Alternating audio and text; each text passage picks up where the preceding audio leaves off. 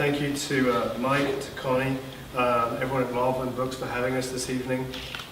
This is, I don't want to frighten you, but it's a prelude to Heart of Darkness, that book that you had to read at school,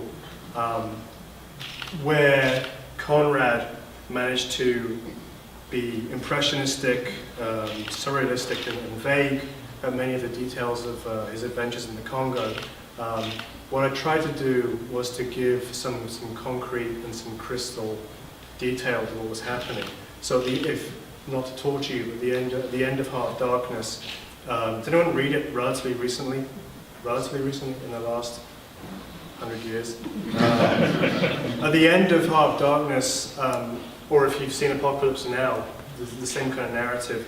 At the end of Heart of Darkness, after Marlowe has made his river journey in search of Kurtz, who is this elusive, shamanic figure in the jungles of the Congo, Kurtz, on his, spoiler alert, on his deathbed, hands over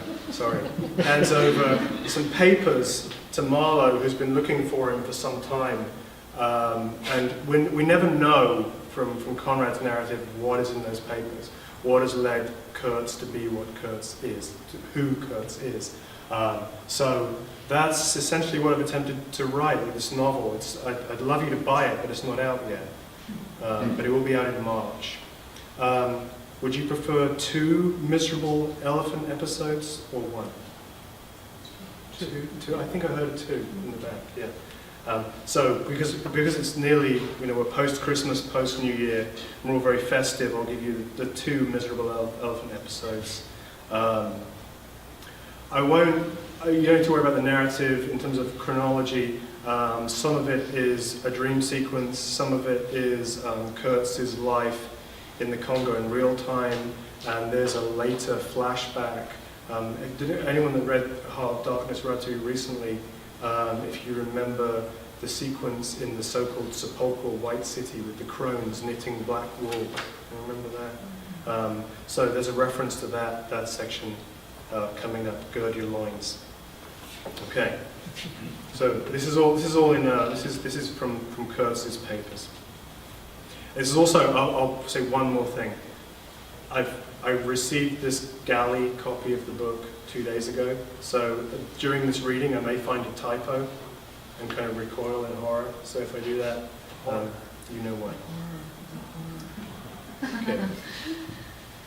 This afternoon I had Musumbu shave my head again, precaution against infestation. I sat before the mirror watching him brush the soap across my whitened hair, something else of me that you would not recognize. Wetting the steel razor on a stone and washing it in a canteen of boiled water. Memories of my father. My father had a face that belonged on the backside of coins, and a temper as simply tossed. Musumbu has watched the slow darkening of my limbs with quiet fascination. Tinged where I was pale, bleached where I was rich, I had become some kind of photographic negative. He watches for the creep of gangrene or the lassitude of coma that have overwhelmed so many of what used to be my kind. The jungle is flecked with white corpses. I could not help but think of him drawing the razor across my throat as he shaved me, the blade biting the red meat of my neck, annihilating all that's made to a green thought in a green shade. I know that he's aware of our common origin, even if only by a near fossilized instinct. I experienced this awareness in the manner in which he traced the contours of my scalp and skull with the blade, a primitive surgery, measuring me like one of the witch doctors of phrenology. Again, lightning snakes over the jungle, and he is illuminated, still watching me from the doorway. As did Lazarus, I lift my fingers and part the veil of the mosquito net. Not yet, Musumbu. Something between a smile and a grimace blooms in his peat-black face. He is doing his best to choke down an unspeakable grief. It is slow, his python-like assimilation of a monstrous prey. You brought our nightcap, boy?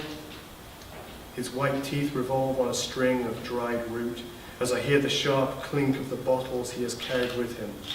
For a moment, the two effects fuse in me as though his teeth are made of emerald glass. Good man.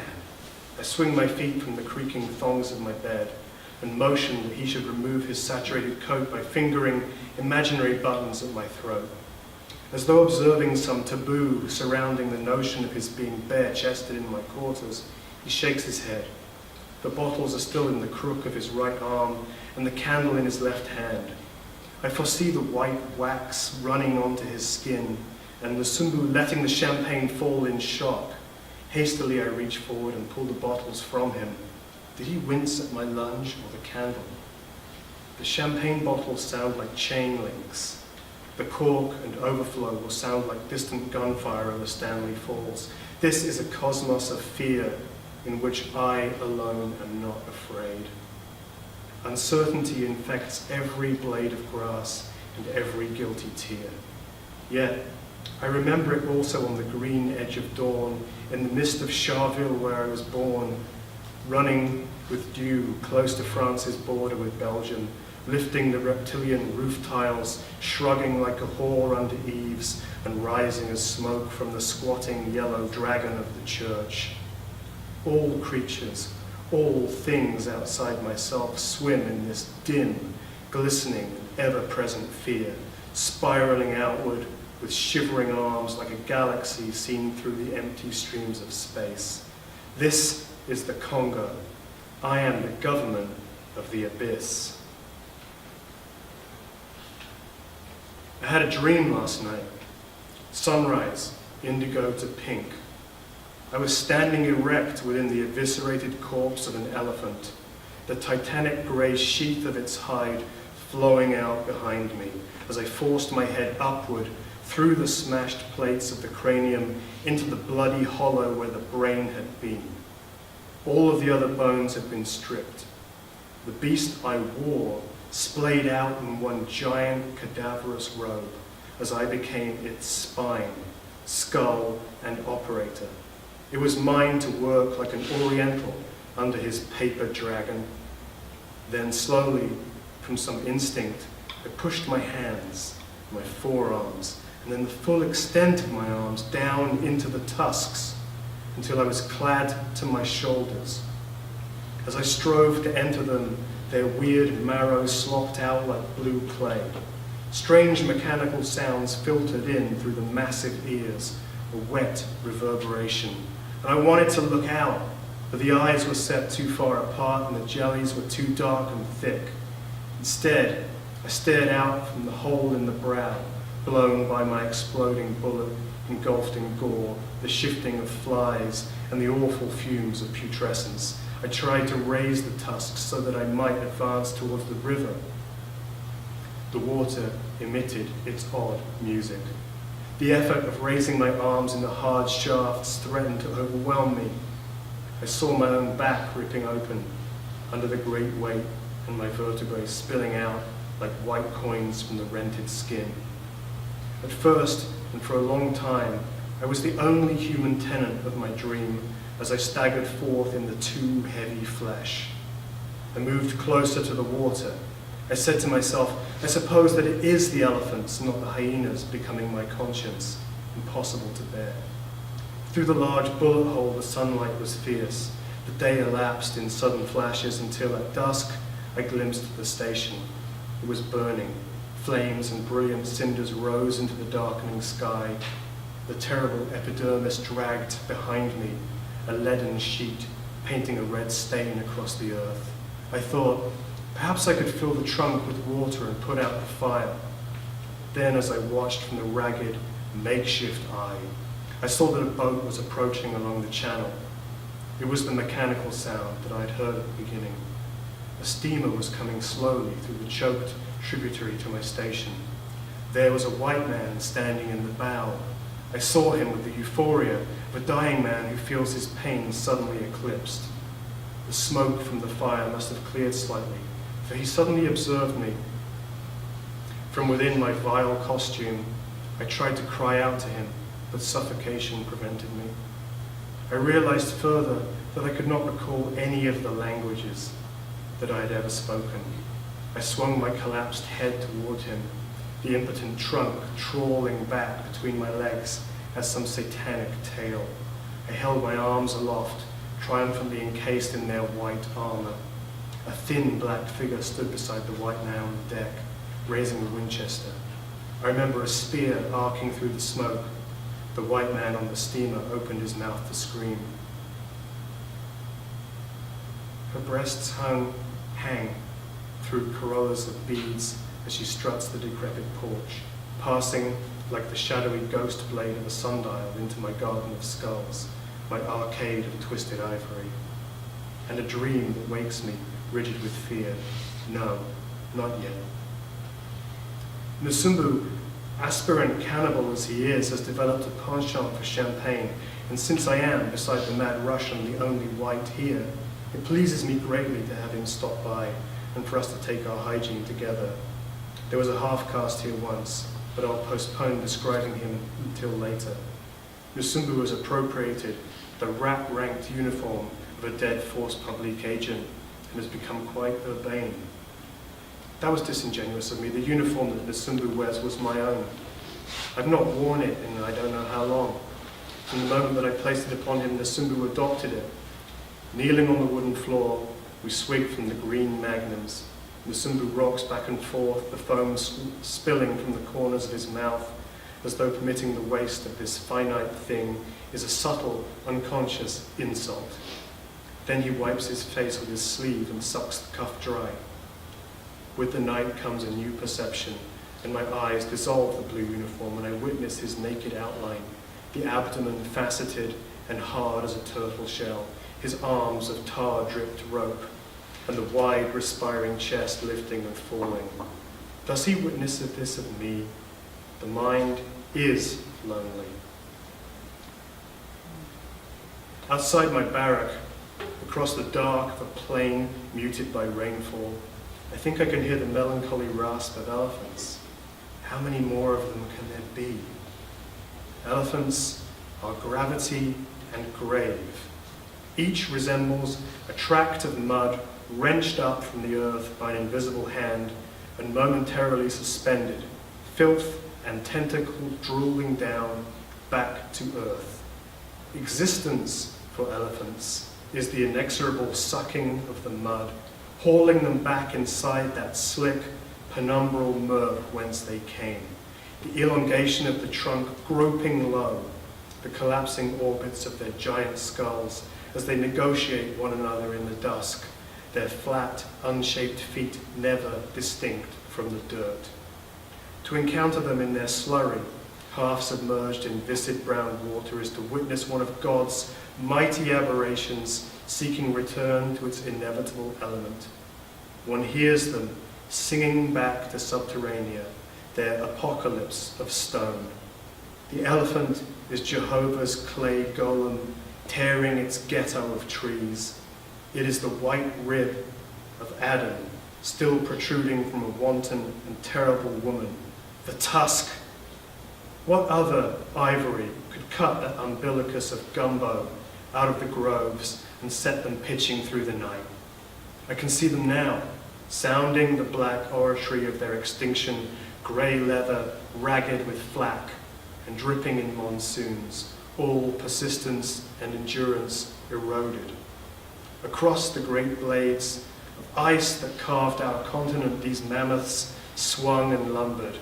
There in the snow before London, under a parliament of crows, there in the gilded saddles of the Alps where Hannibal, the Carthaginian, descended on Rome, in the bone char vortex of Turner's painting, there in the prehistory of mangroves, in the filmy lagoons of malaria, they have been there, rolling stubbornly to death. To watch them barging in the dawn, the misshapen sun roiling the grass, is to behold the butting of flesh against the limits of time. Boom, boom, boom. It strikes me now that Nsumbu, Monsieur Prudhomme, and I are the same, in our absurd bloody uniforms, delivering our false reports. False reports? No. This is the one true report of my station and my ideas.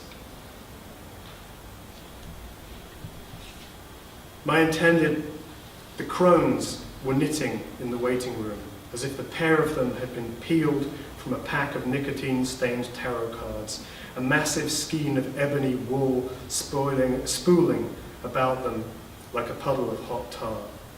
It ran across the marble floor at me, filling the company offices with a Gothic flag. They wore identical smoke-coloured dresses, imitating the royal British fashion of widowing. The more emaciated of the two, her complexion drawing tight to her bones, reminded me of Yang, the opium eater, except that I liked Yang instantly. She put her needles down, glancing viciously at the sun streaming through the tall windows. She muttered something in Old Flemish. At this, the other witch rose to her feet, pushing the huge black fleece from her knees. This one, apparently younger and healthier, yet still bent beneath her fats with arthritis, traversed the waiting room in the manner of a leaden chess piece. She lowered the Venetian blinds with sullen irritation. Painfully, she returned to her little chair. It was the shade of powdered pink with fuchsia upholstery, embroidered with white tulips. The two witches struck me as hysterical. I must have been laughing for some moments before I became aware of the sound of my amusement, echoing back from the hard white walls. The elder crone hissed at me. "Let it come down," I said. A secretary emerged from an anteroom to my right. She introduced herself as Madame de Klerk. She was a lithe woman, gliding efficiently and brightly about the vast building.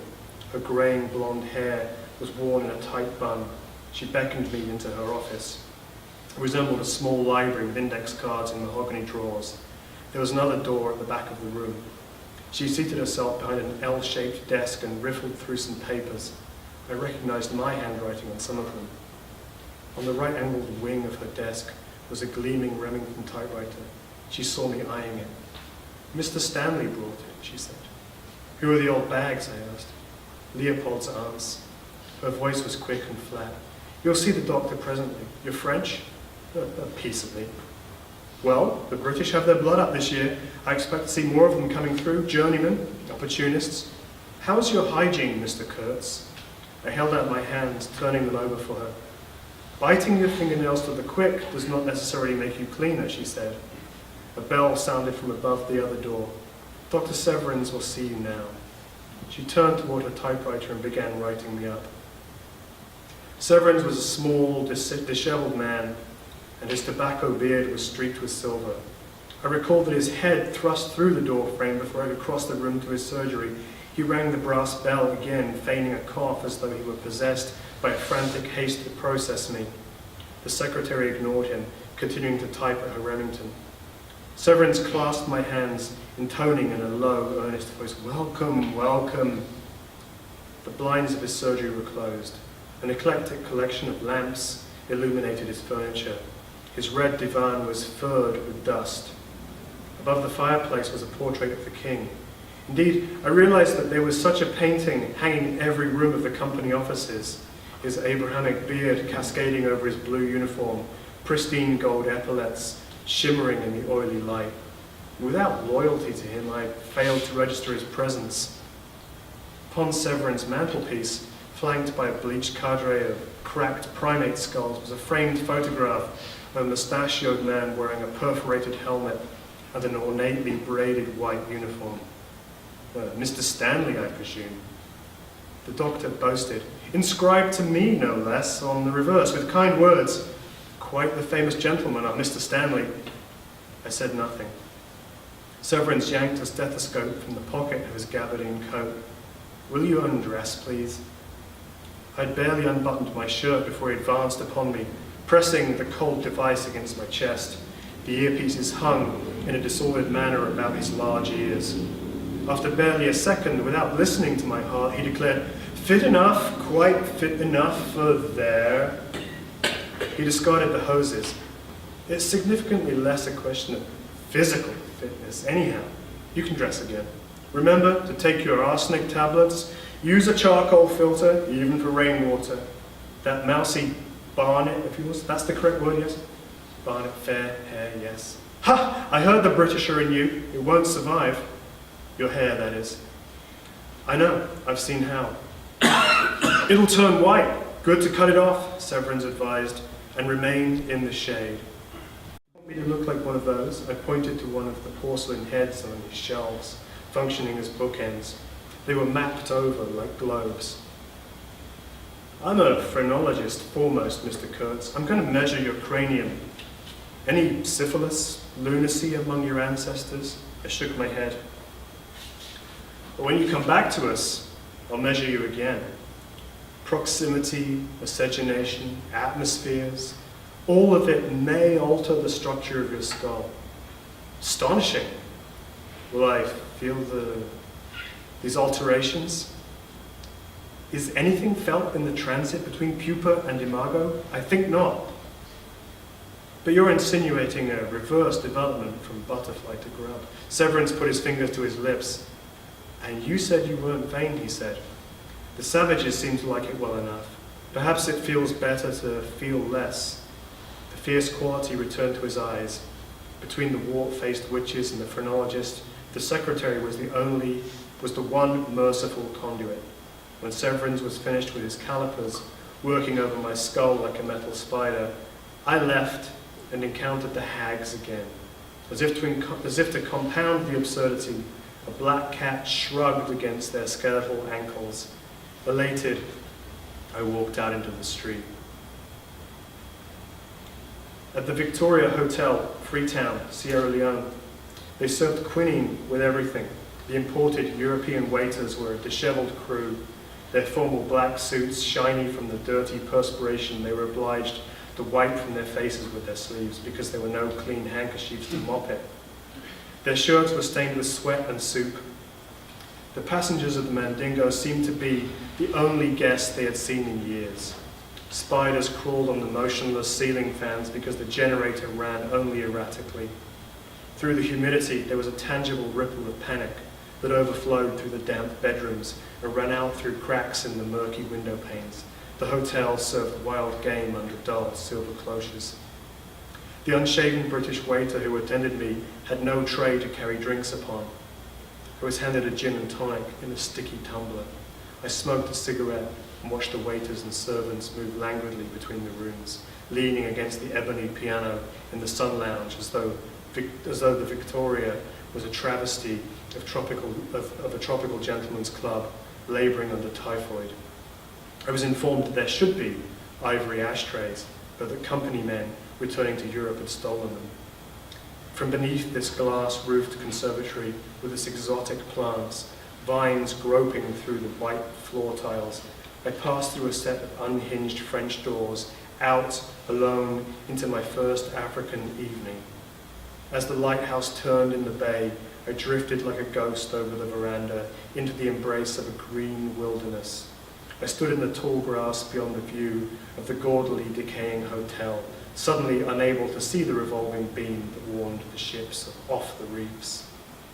The jungle extended itself toward me, the verdant ectoplasm of millions of years fusing bone marrow and chlorophyll, as though it had been waiting patiently outside me and dormant within me.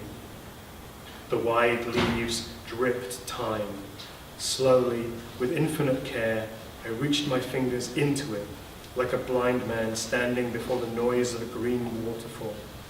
A shock wave of primordial communication swept ahead of me, and mysterious impressions of voices, serpentine, massive, a great swell of sympathy. All the tender obscenity of nature cried out at my first touch. We too were innocent of one another, and like a narcotic dream, all that I desired was to penetrate deeper, to put hard edges on these mere impressions, to inhabit them. From the fronds and tendrils came an eerie shrieking. Bizarre howls exploded from the emerald canopy of trees. Their branches rubbed and creaked in the watery breeze. As I stood, enraptured by the weird cacophony of the forest, the immeasurable snare of a dark geography whispered beneath it, "So, you've come home at last." Thank you.